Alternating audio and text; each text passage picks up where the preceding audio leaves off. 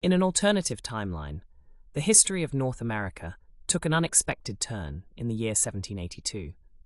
Following the defeat of British troops, the leaders of the American Revolution faced internal conflict about the future governance of the burgeoning nation. Amidst these discordant dialogues, a third, but lesser-known party emerged spearheaded by a charismatic and enigmatic figure only known as Marius Kelly. Kelly, a former officer and tactician of the Continental Army, envisioned not a federation of states, but a singular imperial dominion with New York City, then primarily confined to the southern tip of Manhattan, as its heart.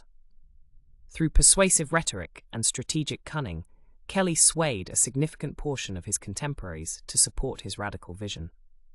In secret, he began to build his base of operations in what is now known as Wall Street. By the summer of 1783, Kelly's movement, known as the Order of the Imperial Crown, had fortified Lower Manhattan, transforming it into a de facto city-state. Architectural marvels sprung up, reflecting Kelly's vision of a new empire: grand, Romanesque structures and wide, organized streets. As his power consolidated, Kelly declared himself Emperor Marius I of the American Empire, challenging the nascent democratic ideals of his former allies like Washington and Jefferson, who were deeply embroiled in drafting a constitution for a democratic government. The surrounding states, alarmed by Kelly's swift rise and radical departure from their collective goals, formed a fragile coalition aimed at reclaiming Manhattan and dissolving his empire. The next 5 years saw the Northeast embroiled in a series of skirmishes and negotiations. Kelly's forces, though smaller, were well fortified and deeply loyal. The economics of the island flourished under his rule, with innovations in trade and finance that attracted international attention, even from the British, who saw an opportunity to influence and destabilize. In the cold winter of 1788, a decisive battle occurred on the frozen waters of the Hudson River. The coalition forces, leveraging the harsh winter to their advantage, staged a daring nighttime assault. The Battle of the Frozen Hudson turned the tide, with Kelly's forces suffering a crippling defeat. Marius Kelly, however, was not found among the casualties. Post-battle, with Manhattan weakened, the coalition reinstated control, carefully dismantling the empire's infrastructure and integrating the island back into the developing United States.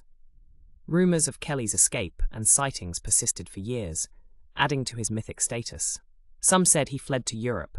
Others claimed he lived out his days in a secluded cabin in the Appalachians, his imperial dreams dashed, but his spirit unbroken.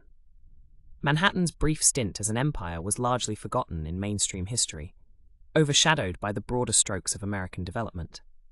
However, academic circles and enthusiasts of alternative histories often debated the implications had Kelly succeeded. The architectural and financial innovations during his reign laid subtle foundations for what New York City would eventually become, a global hub of culture, finance, and innovation. Today, a discreet plaque in a lesser-known park in Lower Manhattan is the only physical testament to the lost empire and its last emperor. It serves as a peculiar reminder of the city's nearly imperial past, and a tribute to the enigmatic leader who dared to envision a different path for his country. Marius Kelly, the lost emperor of Manhattan, remains an enigmatic footnote in the annals of history, a testament to the unpredictable tide of human ambition and the complex layers of America's heritage that could have dramatically reshaped the modern world.